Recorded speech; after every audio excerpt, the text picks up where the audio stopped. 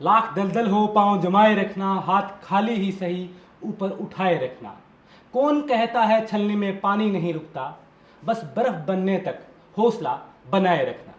ऐसा ही हौसला आज हमारे साथ एक शख्सियत है जिन्होंने लगातार बनाए रखा है और जिसका नतीजा आज उनको अच्छे परिणामों के रूप में मिला है। हमारे साथ हैं सुमित रोयल, जो 10th क्लास में आरबीएसई बोर्ड में 99% अंक हासिल किए हैं। महज 600 में से 6 नंबर उनके कटे हैं, यानी कम आए हैं। उन्हीं से बात करेंगे, उनके इस सफ़र के बारे में जानने की कोशिश करेंगे कि इस कामयाबी के पीछे किसका अहम रोल था, उन्होंने कैसे प्रयास किए कि 99% के मुकाम हासिल किया है। क्योंकि सिकर एक बड़ी शिक्षा नगरी है और शिक्षा में वो बड़ा सिरमौर है। वहीं उसी के गांव से इतना बड़ा परिणाम आना और गांव देहात से पढ़ने वाले बच्चे का वो सपना कि अपने माता पिता के लिए अच्छे परिणाम लाना हो, उसको पूरा करना, उसके पीछे कौन कौन थे, सब बातें करेंगे। सुमित, सबसे पहले आपका बोल हिंदुस्तान में स्वागत है। Thank you sir. कैसा फील हो रहा है आपको जब आपने ये महसूस किया, आपको जब ये पता चला कि मेरे 99% आ रहे हैं, यानी कि 100% में महज 1% कम है, 6 नंबर आपके कम है। कैसा फील हुआ उस दिन रिजल्ट आया था? देखिए, ये ज़रूर था कि मेरे 1% कम हुआ, लेकिन मुझे 99% की खुशी भी थी और बहुत ज़्यादा खुश हुआ था। क्योंकि देखो, प्री बोर्ड के अंदर मेरे हाईएस्ट 98% ऐसे आ रहे थे, लेकिन जब बोर्ड में 99% आया तो मैं बहुत ज़्यादा खुश हुआ। मैंने सबसे पहले अपने पापा को फ़ोन किया था।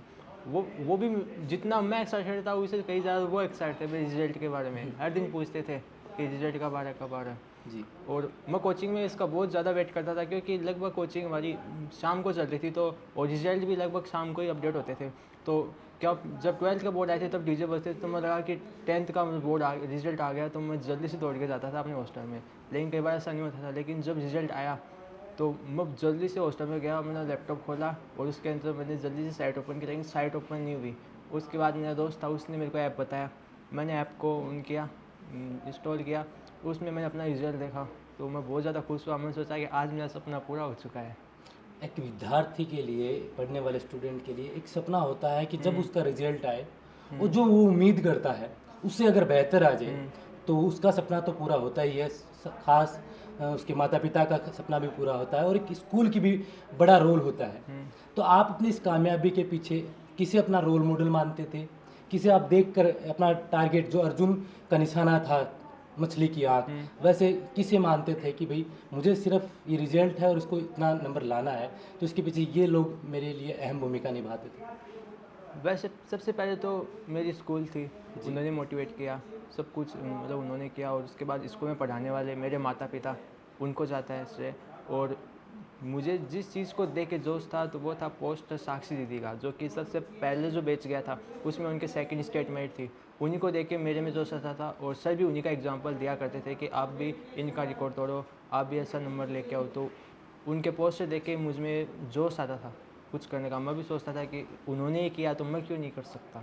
एक आप ये चीज़ बताएं कि एक स्कूल के लिए ये कितना इम्पोर्टेंट होता है और कितनी मेहनत करनी होती है आपकी नज़र में, कि ये पिछली बार जो आपने बताया कि साक्षी के नंबर 99 पॉइंट समथिंग थे सर? Yes sir. हाँ, वो सेकंड रैंक उनकी राजस्थान में थी।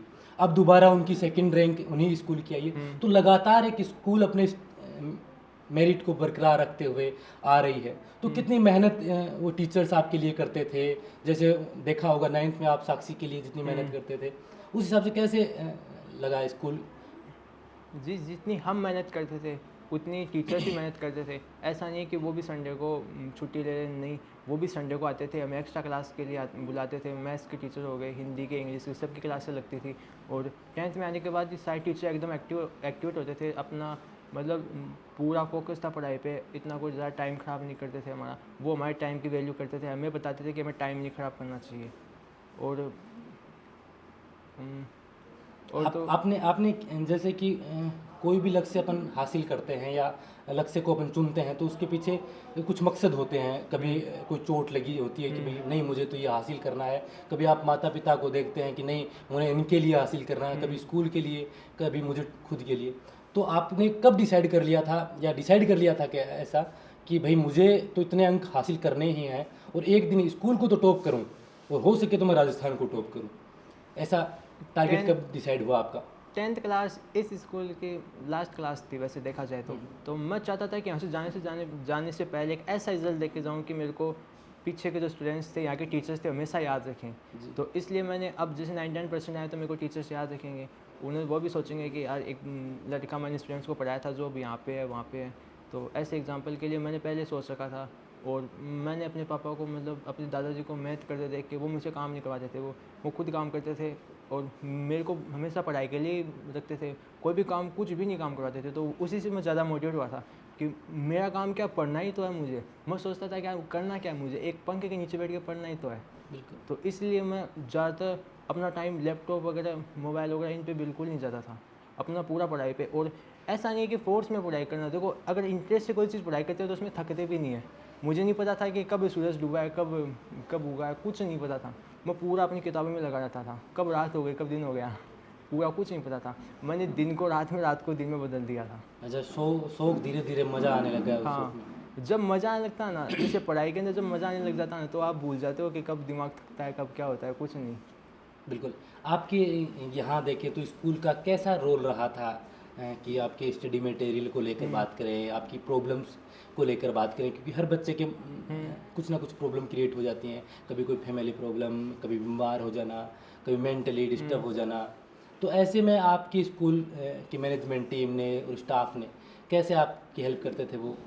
यहाँ पे पहले से टारगेटेड होता है कि जैसे सिलेबस इस वक्त मंथ में कराना होता है, तो उसके बाद पहले से एक्स्ट्रा क्लास लगा दी जाती है। पूरा फिक्स होता है कि इस वक्त इस मंथ में पूरा सिलेबस होगा, यहाँ पे रिवीजन होगा। अगर बीच में कोई प्रॉब्लम आती है तो एक्स्ट्रा क्लास वगैरह लगा दी जाती है।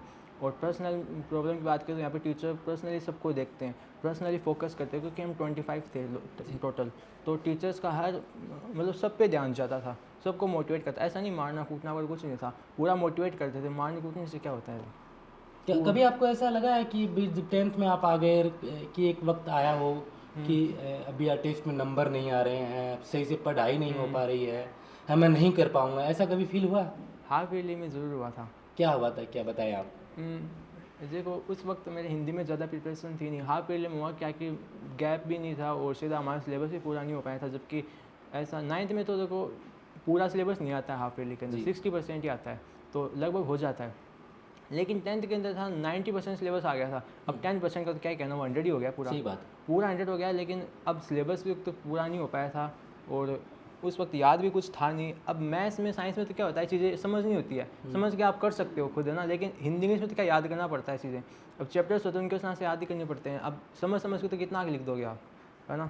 तो लगभग याद इतने कुछ था नहीं। कवि परिचय, लेखक परिचय में तो क्या पूरा ही गोल मटोल था, पूरा ही क्या 150 वगैरह ऊपर नीचे हो रखी थी। तो उस वक्त मेरा हिंदी में कुछ खास रिजल्ट था नहीं। लेकिन उसके बाद से मैंने हिंदी को ज़्यादा टाइम देना स्टार्ट कर दिया और इंग्लिश की प्रिपरेशन अच्छी थी।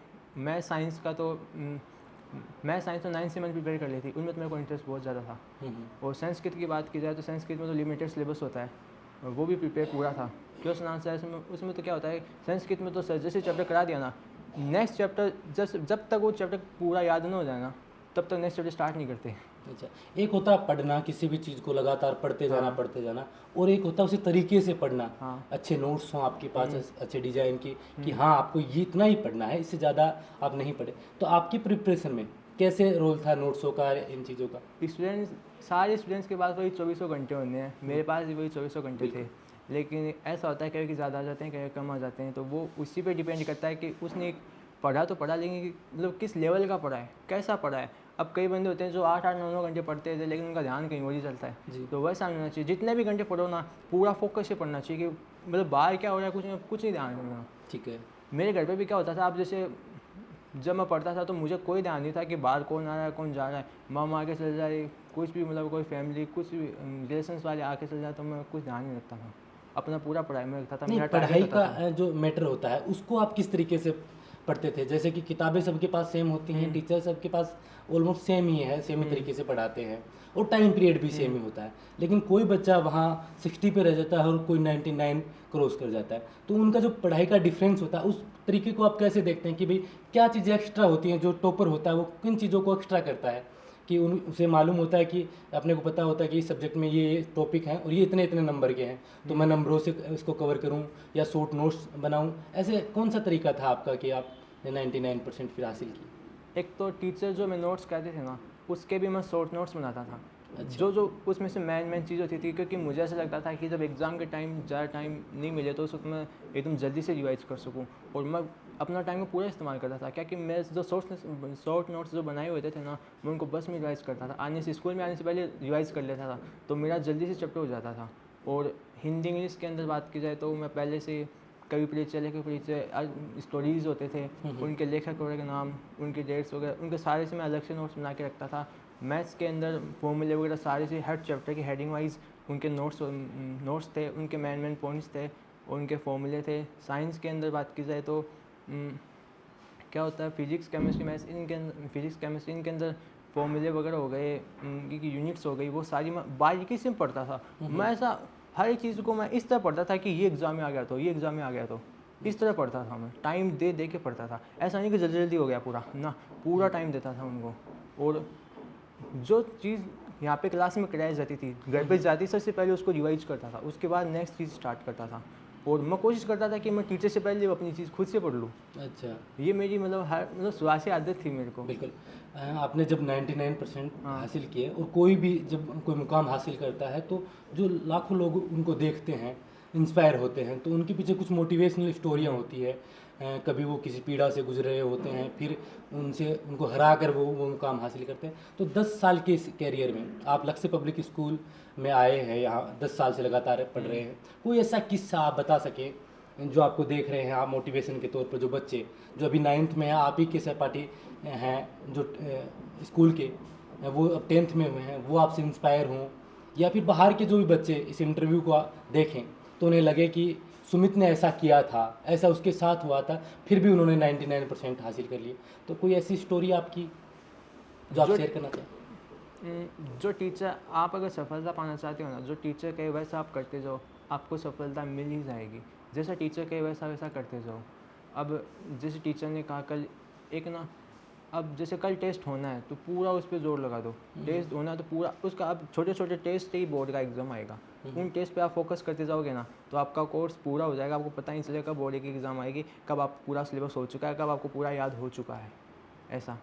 और कभी भी एग्ज़ाम के, मैं खुद की बताऊँ तो एग्ज़ाम के पहले मैंने ऐसे फील किया था कि मैं पूरा नहीं हूँ, पढ़ता ही गया। कभी भी ये मेरे मन में कभी नहीं आया कि मैं पूरा कि मैंने पढ़ाई छोड़ दी, कि अब तो हो ही गया ना, अब क्या करना है, ऐसा कभी नहीं किया। मैं आगे पढ़ता, मेरे को ऐसा लगा था कि आज जो पढ़ रहा हूँ ना वो मेरे फ्यूचर में काम आएगा। अच्छा, इस तरह पढ़ता था मैं कि इससे इसी चीज़ से नहीं पढ़ता था कि मेरे को एग्ज़ाम देनी है, ये देनी है ना, मैं ये सोचता था कि मेरे को आगे काम आएगी, ये चीज़ें आगे काम आएगी, इस वजह से मैं पढ़ता जाता था।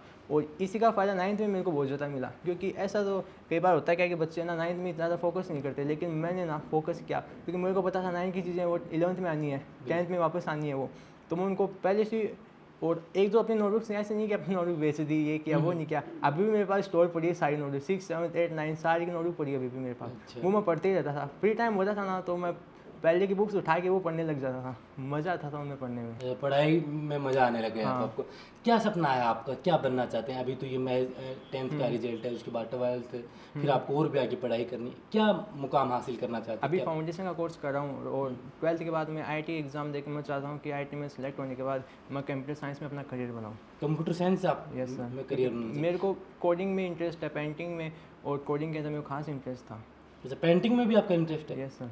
अच्छा, आपने कोई पेंटिंग बनाई है किस हाँ, मैं बहुत लगभग क्या होता था कि जब भी मेरे को फ्री टाइम होता था ना तो मैं पेंटिंग में अपना टाइम देता किससे था। इंस्पायर होकर आप ये ऐसा काम करते थे? मेरे टीचर है पेंटिंग के, Manish sir, mister Manish sir, उन्होंने मेरे को इस चीज़ में आगे बढ़ाया, मेरे को मेरा इंटरेस्ट इस चीज़ में जगाया। उन्होंने मेरे बारीकी से मेरे को पेंटिंग सिखाई, और मैंने अपने स्तर पे पूरी कोशिश और की। कंप्यूटर कोडिंग वाला? कोडिंग में पहले यहाँ पे टीचर थे तो वो मैं पढ़ाते थे। अच्छा, स्कूल में कोडिंग की भी आपको Yes, पढ़ाया sir, जाता है? ये पढ़ाया जाता है, और लगभग जो कंप्यूटर के अंदर जो बेसिक नॉलेज हर स्टूडेंट को पता होना चाहिए वो यहाँ पे कराया जाता है। और मैं अपने स्तर पे भी पढ़ता था, अच्छा, कोडिंग की क्लासेस लिया करता था। और यहाँ पे मैं जो लैब्स भी होती है तो उनके अंदर हमारा पीरियड होता था, एक 6th पीरियड आता था तो उसमें हम पढ़ते थे। हमें कंप्यूटर की बुक भी होती थी तो उसमें पढ़ाया जाता था, और बाद में उसका प्रैक्टिकल भी कराया जाता था। ऐसा नहीं ब्लैक बोर्ड भी पढ़ा दिया, नहीं, पहले उसका कॉन्सेप्ट क्लियर कराते थे, उसके बाद लैब में जाके उसको मैनुअली दिखाया जाता था। बिल्कुल, बहुत बहुत आपको धन्यवाद और बहुत बहुत शुभकामनाएं आपको एक बार फिर Thank you, से sir. कि आपने 99% 10th में हासिल किया है और जो आपका सपना है, जो मुकाम आप हासिल करना चाहते हैं, उसके लिए लगातार जो प्रयासरत है, एक दिन वो सफलता भी आपको मिले और उस दिन दोबारा फिर आपसे तसल्ली से मुलाकात हो, फिर इन सफ़रों के बारे में आपसे बातचीत हो। तब तक शुक्रिया। नमस्कार, मैं प्रदीप कृष्णिया लक्ष्य पब्लिक स्कूल से। आज अपन बात करते हैं 10th रिज़ल्ट के बारे में। 10th का रिज़ल्ट जो इस साल रहा है वो हमारे स्कूल का भी बहुत शानदार रिज़ल्ट रहा है। हमने इस साल सुमित रॉयल जो तुम्हारा बच्चा है उसने 99% हासिल करके पूरे राजस्थान में सेकंड रैंक हासिल की है, जो बहुत ही एक गर्व की बात है कि हमारे आज इस बेटे ने 99% प्राप्त करके आज ही इसने सेकंड रैंक हासिल की है। सेकंड नंबर पे हमारी बेटी शिखा गोदारा रही जो 98.67 पे रही, जिसने राजस्थान में फोर्थ रैंक हासिल की है। हमारे पास 25 बच्चे थे, 25 में से 12 बच्चों ने 90+ परसेंटेज प्राप्त किए हैं। तो ये स्कूल के लिए एक बहुत ही गर्व की बात है, प्लस अपने यहाँ के समाज के लिए, यहाँ के पेरेंट्स के लिए बहुत ही गर्व की बात है कि इस स्कूल का शानदार रिजल्ट रहा। मैं बात करता हूँ स्कूल के रिजल्ट्स के बारे में। तो हमने 2009 में स्कूल स्टार्ट किया था, 2009 से लेके आज तक हमारा रिज़ल्ट बहुत शानदार दे रहे हैं हम। और 2019 में हमने 10th क्लास का पहला बोर्ड स्टार्ट किया था, उसमें हमारी बेटी साक्षी खाकल ने 99.33 परसेंटेज प्राप्त करके पूरे राजस्थान में सेकंड रैंक हासिल की थी, जो गर्ल्स में फर्स्ट रैंक थी पूरे राजस्थान में। तो ऐसे लगातार हम 4 साल से लगातार राजस्थान में टॉप कर रहे हैं। ये स्कूल के लिए, पेरेंट्स के लिए, अभिभावकों के सबके लिए ये एक गौरव की बात है।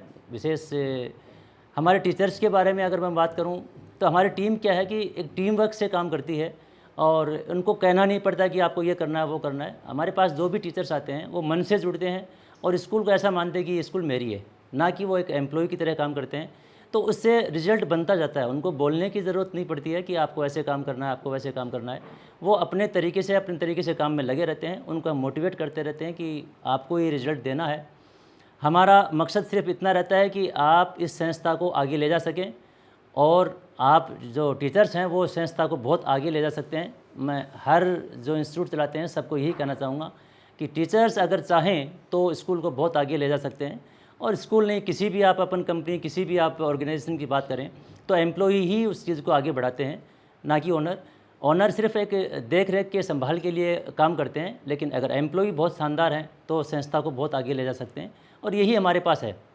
हमारे पास जितने भी एम्प्लॉय जुड़ते हैं वो एक घर की तरह काम करते हैं, उनको वो एक परिवार समझते हैं कि ये लक्ष्य एक परिवार है और उस टाइप से काम करते हैं। तो हम लगातार मेरिट देने का यही कारण हो रहा है और हमारा आशा ऐसी है कि हम भविष्य में भी इस टाइप से काम करते रहेंगे। नमस्ते, मैं प्रतिभा सोती, प्रिंसिपल ऑफ लक्ष्य public school Bidasar. 10th class की रिज़ल्ट की बात करते हैं तो मैं अपनी स्कूल के सुमित रॉयल, जिसने हमारे राजस्थान स्टेट में सेकंड रैंक प्राप्त की है, एक सबसे बेसिक चीज़ मैं आपको बताना चाहूँगी कि लगातार हम 4 सालों से स्टेट मेरिट दिए जा रहे हैं। ओवरऑल हमारा रिज़ल्ट 100% रहता है। और इसके पीछे का स्टोरी और स्ट्रेटजी की अगर मैं बात करूँ तो हमारे स्कूल के अंदर जो टीचर्स हैं वो बच्चों के लिए जो एक्स्ट्रा रेमेडियल क्लासेस लगाते हैं, बच्चों के डाउट्स क्लियर करते हैं, इवन एक्स्ट्रा क्लासेस लगाकर उनकी जो एक्स्ट्रा प्रॉब्लम्स है उनको भी सॉल्व किया जाता है। बच्चों के जो 10th क्लास के अंदर प्री बोर्ड्स हैं, हमने 2 प्री बोर्ड लिए थे, उनके अंदर जो बच्चों की प्रॉब्लम्स आई उनको शॉर्ट आउट किया। उसके अलावा बच्चों को ये भी कहा गया है कि आपको अगर किसी भी कंडीशन में ऐसा लगता है कि एट द पॉइंट हमें टीचर से बात कर उस प्रॉब्लम को सॉल्व करना है, तो वो बच्चे डायरेक्ट टीचर से बात करके किसी भी टाइम उस प्रॉब्लम को शूट आउट कर सकते हैं। ये नहीं है कि आप दूसरे दिन का वेट करोगे, टीचर के आने का वेट करोगे। उसके अलावा हमारे यहाँ पे इतना हेल्दी एनवायरनमेंट प्रोवाइड किया जाता है, बच्चों को इतना फ्रेंडली रखा जाता है कि जो टीचर और बच्चे के बीच का जो गैप है, सपोज़ हम लोग बच्चों के और टीचर के बीच में थोड़ा सा गैप अगर कम कर देते तो बच्चे फ्रेंडली टीचर से होकर अपनी प्रॉब्लम्स को पूछ सकते हैं।